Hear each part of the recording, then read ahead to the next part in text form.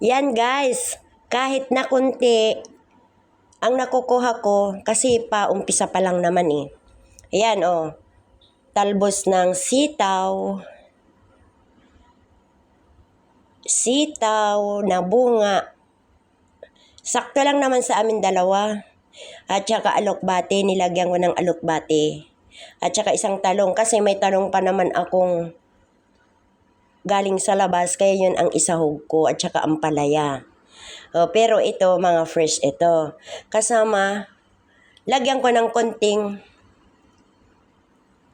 talbos ng kamote. Diba? Masarap na yun guys. Yay! Makakaulam na naman kami ng fresh na gulay. Thank you guys for watching. Hanggang sa muli.